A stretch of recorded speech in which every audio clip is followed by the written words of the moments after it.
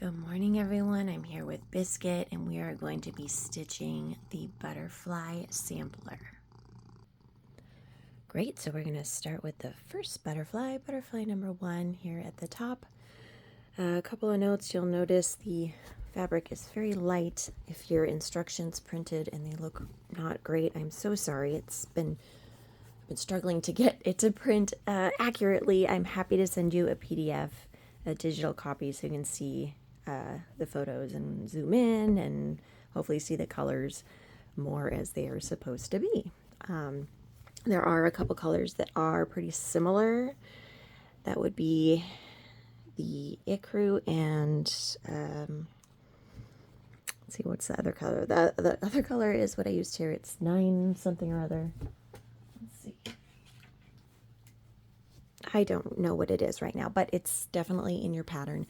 So just keep an eye on those two. They're very similar in color.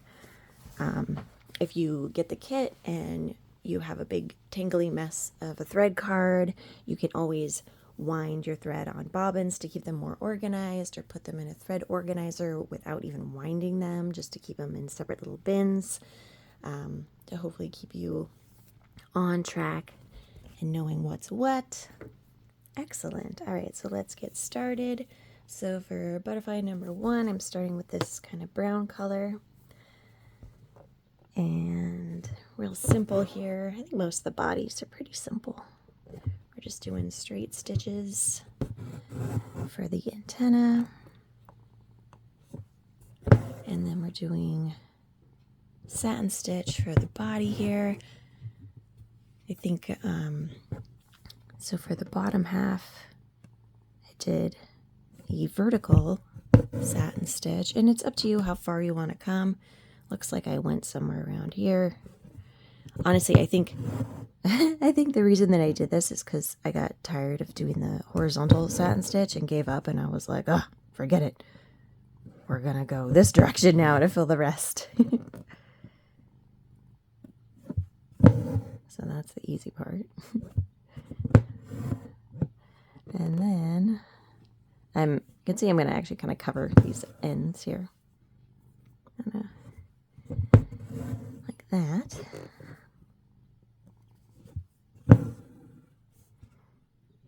Obviously going this stitch direction takes a bit more time. If you prefer doing it this way, just for the whole length, go for it. Sometimes my decisions are based on very thoughtful design interpretations, and other times it's just laziness. Like, let's just do this instead. And actually, you'll probably see that for some of the decisions later in the design when I'm deciding like how many strands of a particular thread to use. It's like, well, I used 3 strands for the previous part, and it's still on my needle, so excellent. That's what we're going for. Hopefully that makes it easier for you guys too.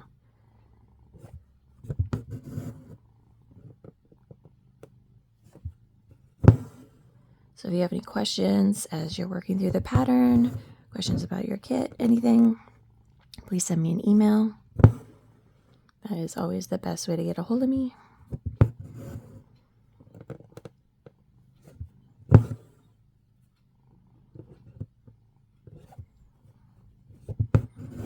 If I don't respond to your email within a day, well, I'm either on vacation or it's possible your email got buried in the pile of emails. So don't be shy if you need to harass me. Like, hey, did you get my email? I actually do appreciate that. All right, so now I'm on to these little satin stitched spots. So really it's up to you what stitch direction you want to use. You can copy me.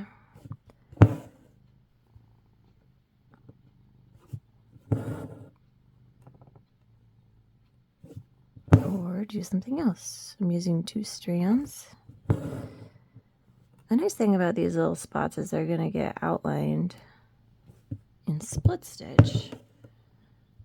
So, you know, I still want to do a good job, but if your edges aren't immaculate, that's okay because we're going to outline them.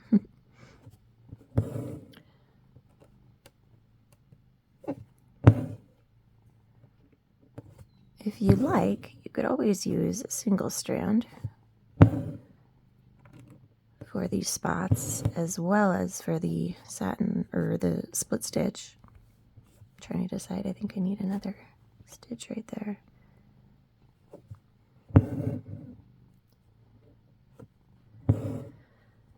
I did. All right, so now this shape. So usually like when I'm trying to decide how I want to fill a shape and where I want to start, I'll start at like a point.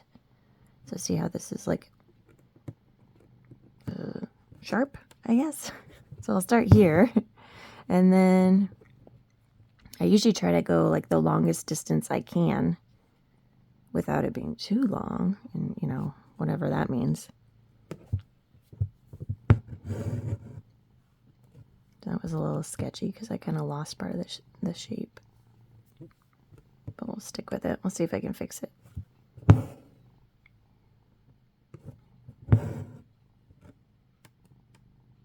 So yes, if you would like, you can drop down to a single strand.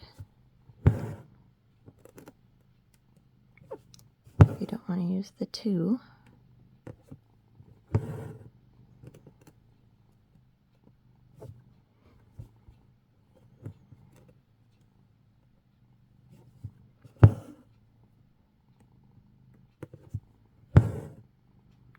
Okay, so I can't really see where I need to go. I'm gonna kind of tuck in here.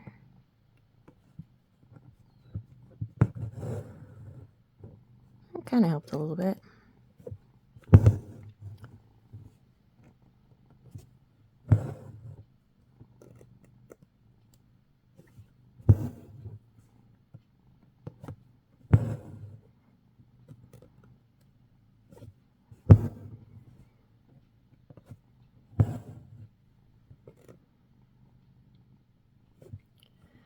All right.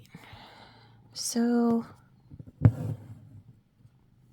I don't know if there's much else I can tell you about filling those in, so I think I'm going to stop there. I had planned to do the next color, but I don't think there's anything new to learn. So at this point, I am going to start filling in the rest of the shape with 2 strands using split stitch, and I recommend doing that by doing an outline first. And you'll see, so here I'm going to start a split stitch just because you guys are watching. But I'll probably end up doing some back split stitch, which I actually prefer. So back split stitch, we come up a little bit away. We come back down. I just feel like I can be more accurate that way. I think, does it use more floss? I'm not sure.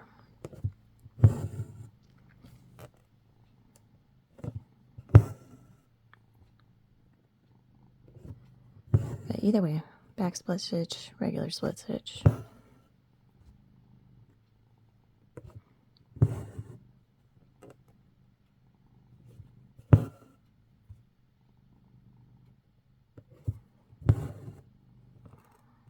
Biscuit's still purring in his little bed over here.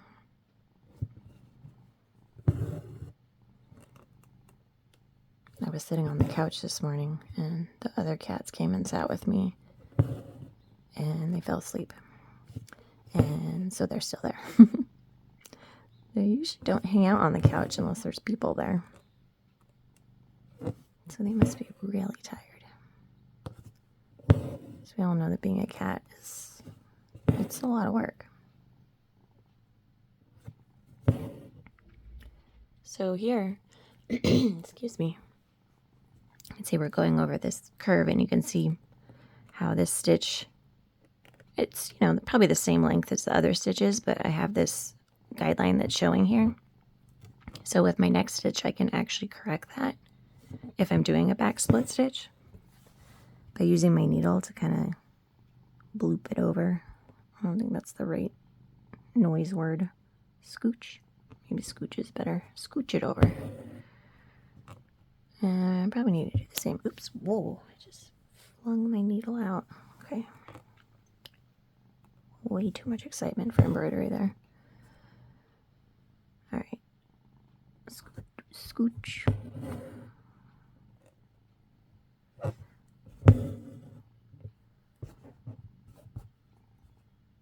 That one looks okay.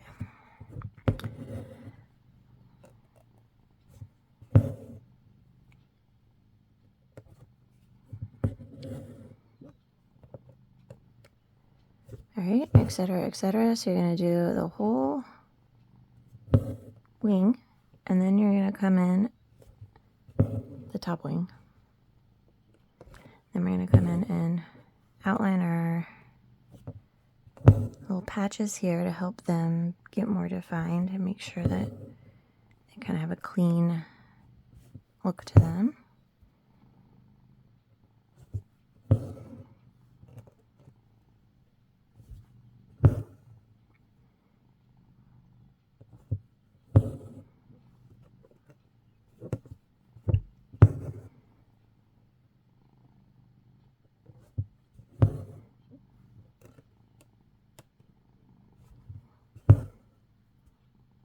So you'll notice that didn't really split anything, but it's a corner, so I'm okay with it.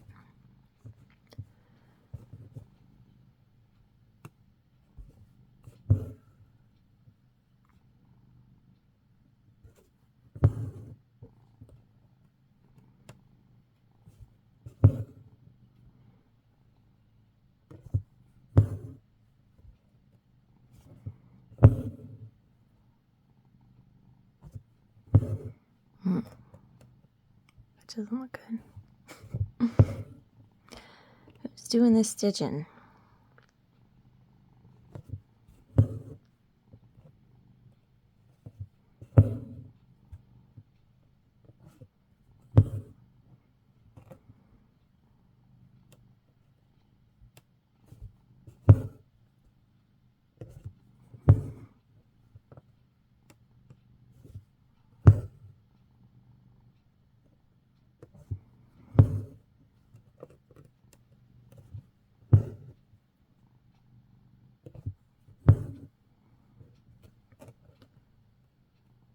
This needs like another stitch to get it to stay up there. Okay, I'm not going to worry about that right now because I am going to come over here and start filling in. So once you've outlined the wing, outlined the patches, then you can go ahead and start filling in the rest of the wing. Oops. Oh, sad. Oh, I think I got it. I had a little twisty knot. Oh, that was a big stitch.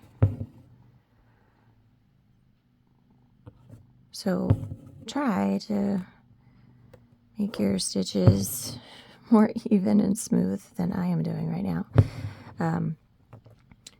We're trying to make kind of a smooth background for these patches to kind of pop out on.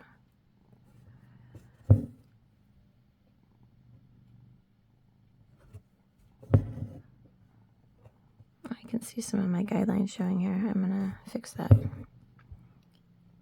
because these guidelines are permanent.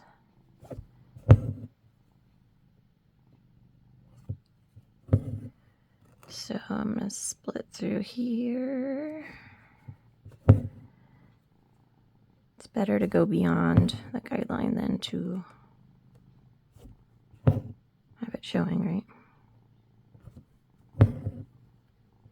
Although, I suppose you could make an artistic decision and have guidelines showing everywhere, having it be like an outline.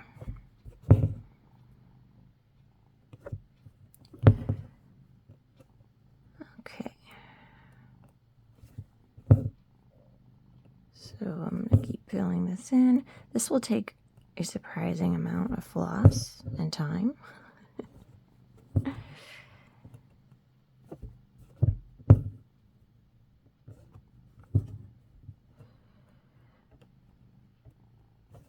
And there's really no wrong way to fill it in.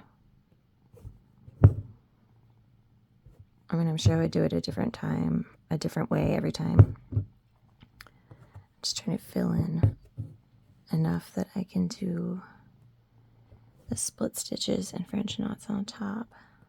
But I am playing some major thread chicken here.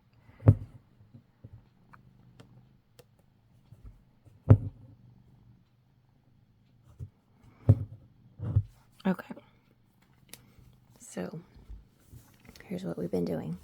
You can see I did the outline, and then I outlined each patch, and then I kind of just filled in each little section as I could. There's some like situations where you kind of like merge stitch directions.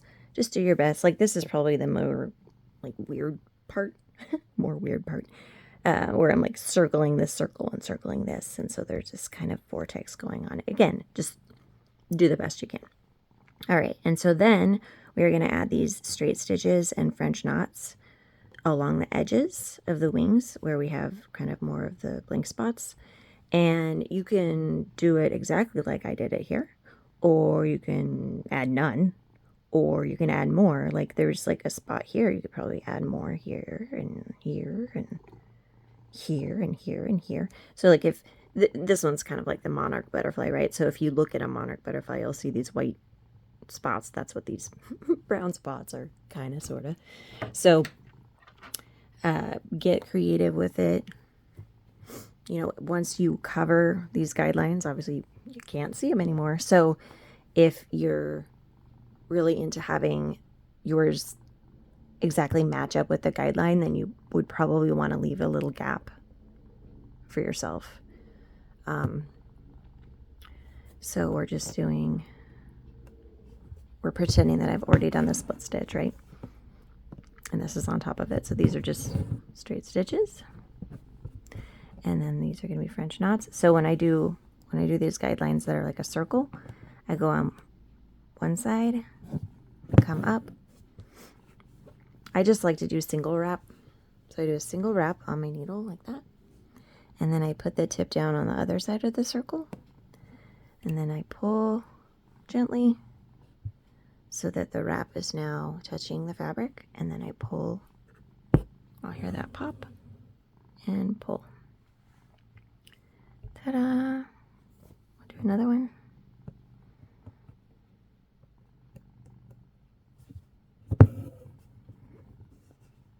Wrap, release.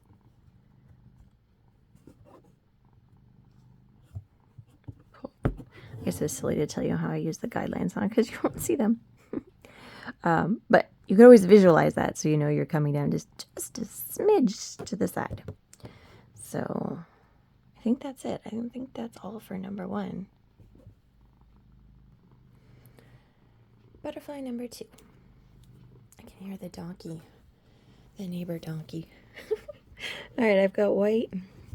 It's always so weird. It's like, how come I can hear a donkey in my backyard? Okay, we're just doing our antenna again. And then we're gonna do French knots for the body. If at any time you're doing any of these projects and you come across a stitch you do not like, I welcome you to try it. And I also welcome you to not do it if you don't want to do it. You can absolutely use other stitches. Embroidery should be fun. I'm just giving you guys suggestions.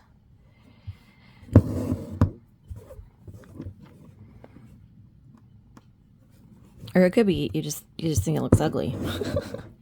Like, nope, I am not doing that. I don't think it looks good. Okay, for example, well, this isn't looking great, but we're going with it.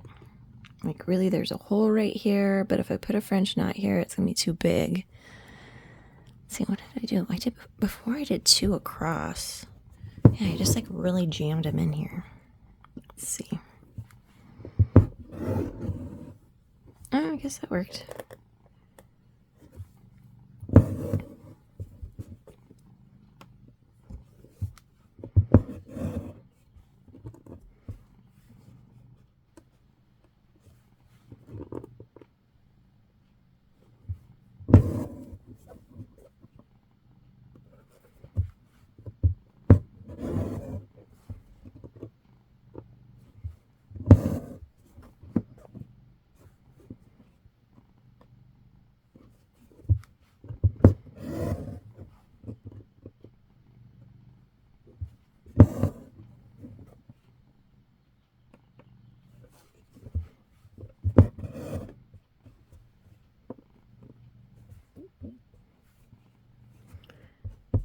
Those are supposed to be lined up.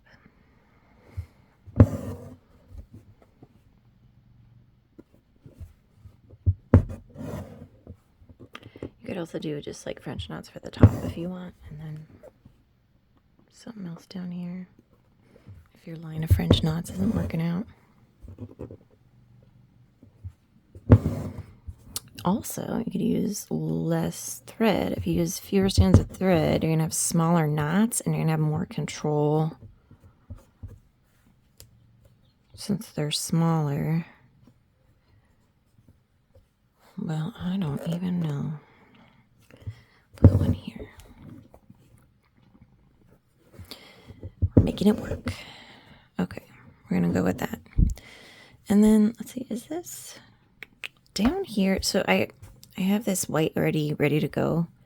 And I know that right here I'm going to be doing backstitch. So I'm going to, usually I do the top wing first and then I do the bottom wing, but because I'm already here. There's like pros and cons to doing this backstitch line before we do the fishbone stitch there. Because this backstitch can kind of cover the edge of your fishbone if it's messy. So really I do recommend. You should probably do it after, but again, here I am being a rebel, not following my own directions, in part because I just want to be able to cut this and move on and not have it interfere with future work. Okay, so now we're using that color that looks like ecru but isn't ecru, whatever it's called. So it's just like a tiny bit darker, and we're gonna do satin stitch here, and I just did it vertically. And when I do satin stitch, I like to do like a center line first, which helps me kind of establish my stitch direction, and it makes a good guide.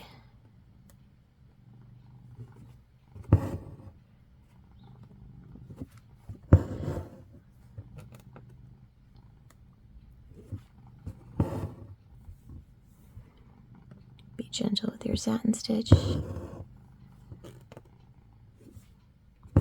If you haven't already, make sure your fabric is super tight in your hoop. I bind my hoops with fabric.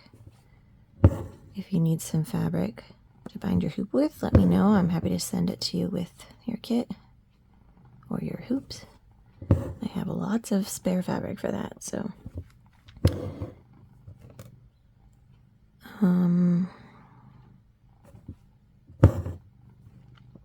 What else?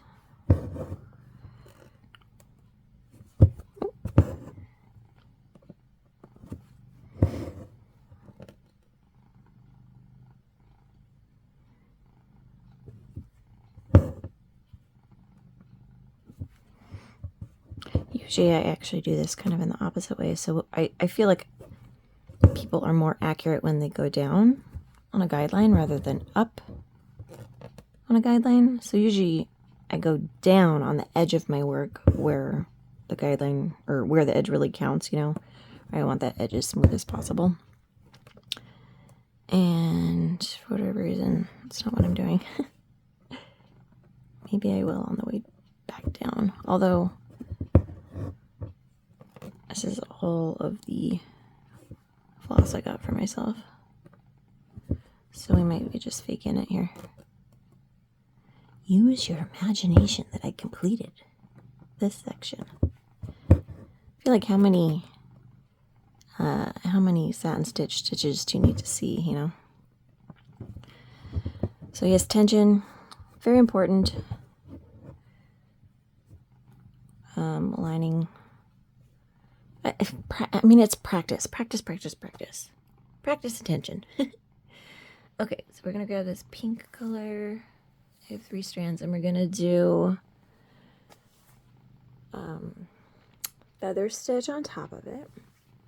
So if you've never done feather stitch before, you might want to watch a video. I'll show you real quick on the side here. We just actually use a different color, I guess, so I don't run out of that one. That would be embarrassing. That darn feather stitch demo ruined everything. Let's see, do I? No, I don't have a pen. I have a cat, but I don't have a pen. Okay, so usually when we do a feather stitch, we're doing this kind of bouncy back and forth thing. So we're going down, across, catch our loop here, and then we're gonna come across here, catch this loop here. It's like a bunch of fly stitches that are all connected, almost like chain stitch.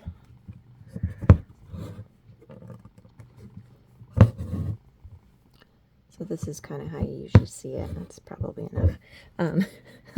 That's not actually how you end it. I just realized I was going to run into that other butterfly. You'd actually want to just anchor it here. Well, we'll do it here. That was like extremely impulsive. Okay.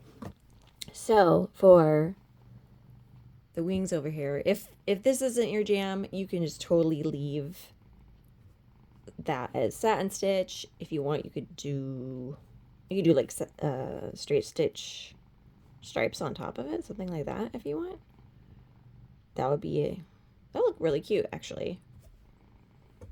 If you did, let's pretend this has got satin stitch on it, but you know, just keep the same stitch direction and come in and just add stripes on top.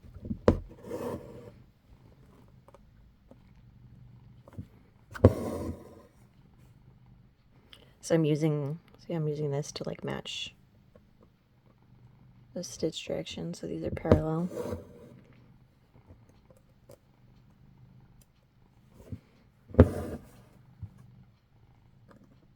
Alright, so if you want to do the feather stitch, it's up to you how many feather stitches you want to fit. So I just started at the like corner, and I'm gonna work my way down here. So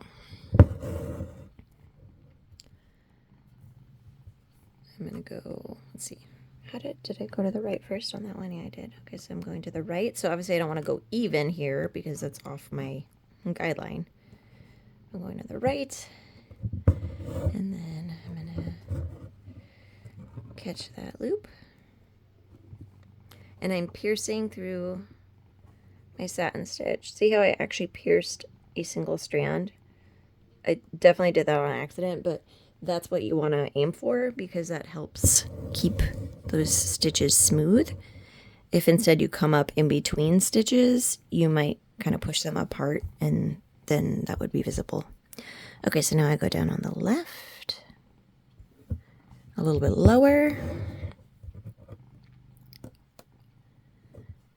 and up through the satin stitch, go down on the right, a little bit lower, and then up through the invisible satin stitch, and the left, go a little bit lower. So again, it's up to you, like how many of these you want to do, how distant you want them to be. You can have them really, really close. You could have them like I have them. You could have them more separated. You could skip them entirely.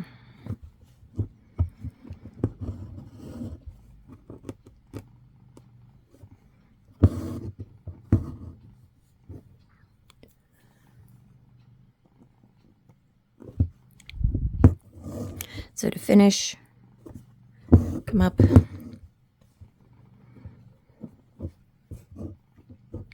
And then we just do a little anchor here. And that's that. So I'm going to put this to the side because we need it again. I'm just trimming the back. There's some mess back there. Okay, so now we're going to do, here we're going to do fern stitch. So fern stitch, it's just a bunch of back stitches basically. And you can see the fabric through. It's not technically a filling stitch. So it's up to you. I mean, because here you can see the guidelines some, right? If you hate that, I'm sorry. No, I have a solution. Well, sort of. You can use straight stitches of whatever color, really, and fill in those little gaps at every single little intersection. Okay, so let's do this. So in order to make this pretty as high coverage as I could, I put as many stitches in as I could. We're using, 6 strands, so it's pretty thick, so small stitches are kind of hard. So 1, 2, 3, 4, 5, 6, 7. All right, let's try it. Oh, that was supposed to be a back stitch, but it was a front stitch. So, and there's a couple different ways to do fern stitch. If you want to do the arms as you work your way down, or you could do back stitch all the way down and then the arms all the way back up. Like it's up to you, I'm gonna say. So I'm gonna actually work them as I work my way down here. But so for the arm on this edge, I'm gonna go way over here, which feels kind of weird, but that's where it would be. And this goes here. Arm.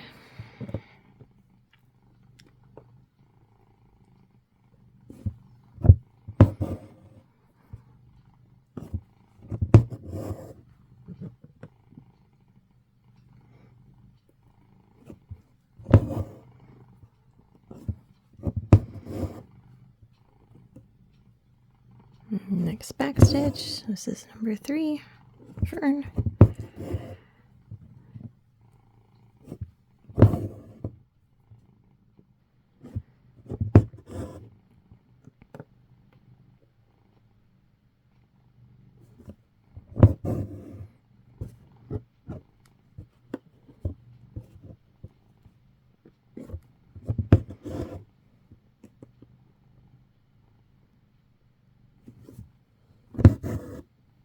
Number 4.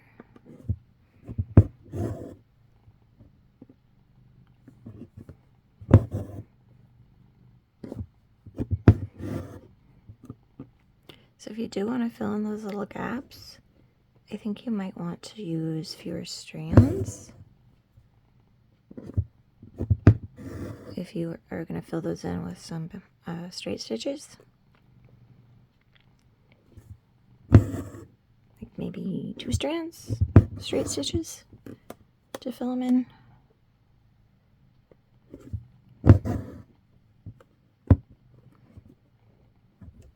Come here.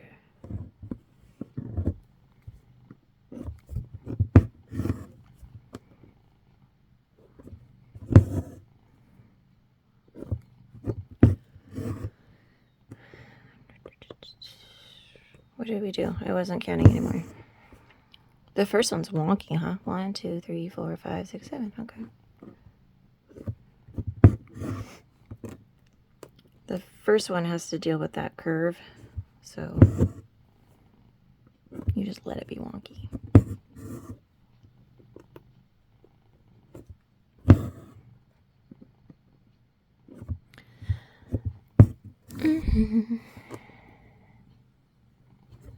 So next we're going to be doing fishbone stitch.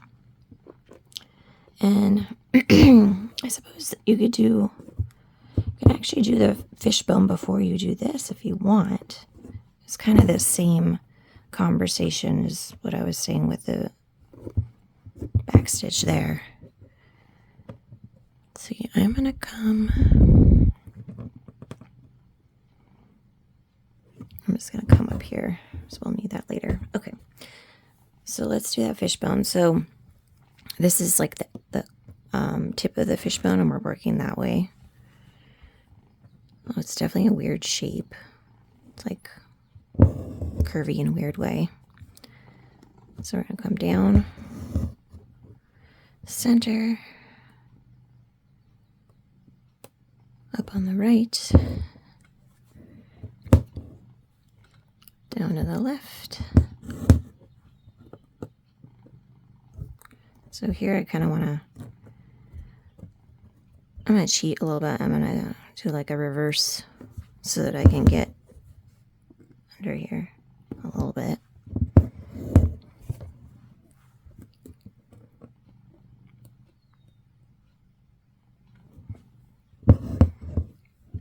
So if all of these stitches are new to you, I would definitely recommend watching like the individual videos first, since we are filling some irregular shapes here. They are not the easiest shapes to learn on, or the easiest applications to learn on. Doesn't mean you can't do it.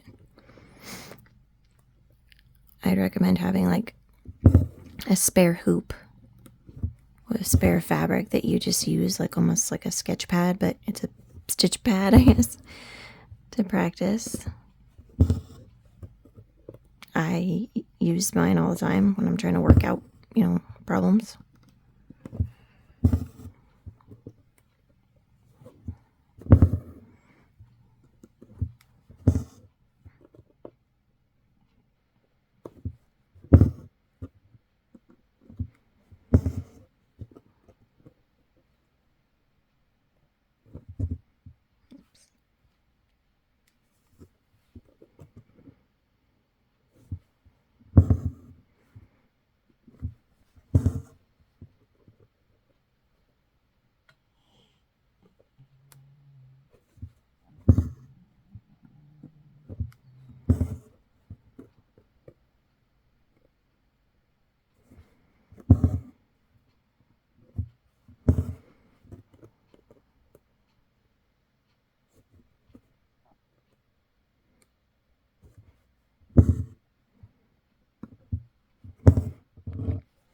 So as you get to the bottom, you'll notice you won't be able to actually continue crossing these stitches. So you essentially end up with little sections that you need to do satin stitch on.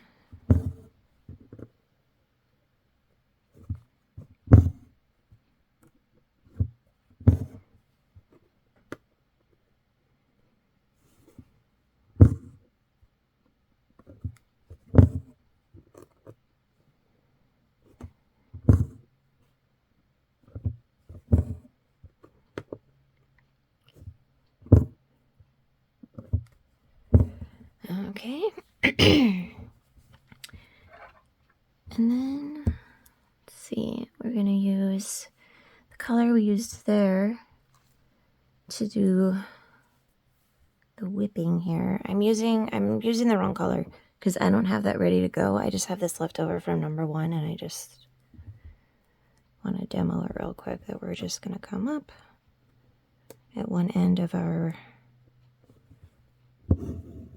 back stitch and whip consistently from one to the other side. I'm not going under the fabric, I'm just weaving under every single back stitch. I'm not pulling very hard. If you pull, you're going to pull your back stitch stitches. So nice and gentle, like so. And at the end, you just go down. Boop. Oh, looks like I accidentally pierced my French knot right there.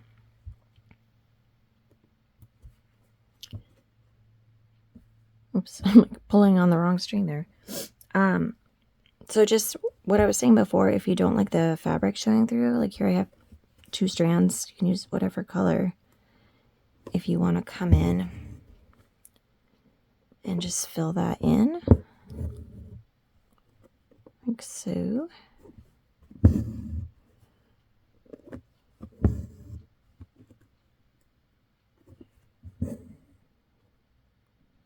On one or both sides, up to you. Whatever color you want. I mean, if you have the kit, you might want to wait till the end and see what colors you have the most of before you make a decision. Okay, so now we're gonna do the fly stitches along the bottom, which are so cute. And I like to start kind of in the middle because it helps me.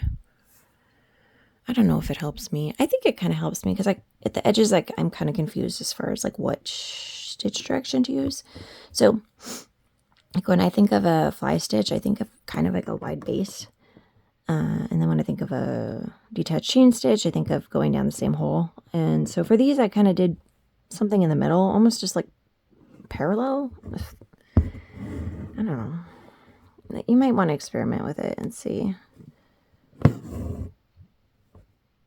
So whatever that is, that way the base isn't too much skinnier than the rest of the shape.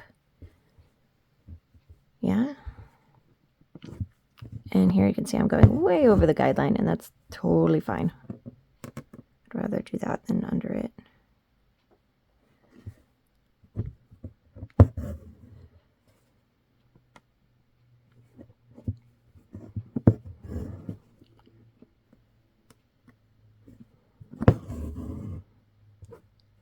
You can see they overlap a little bit. That's fine.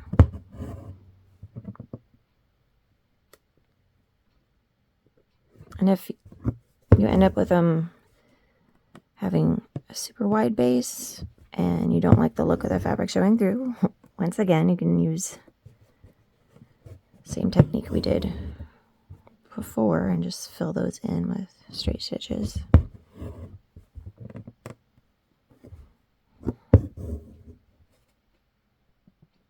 So here it's like, well, do I just put one kind of fat one? I think I will just do one kind of fat one. Yeah, that worked. Sometimes the edges can be tricky when you start in the center, so that would be a drawback of that, but yeah, gotta decide for yourself which way makes the most sense. That was a super wide one.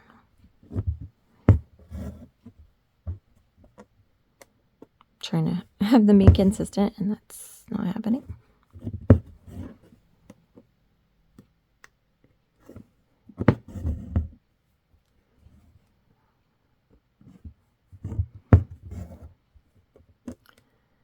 And the last one. And then I think that's it for this one, right? Yeah.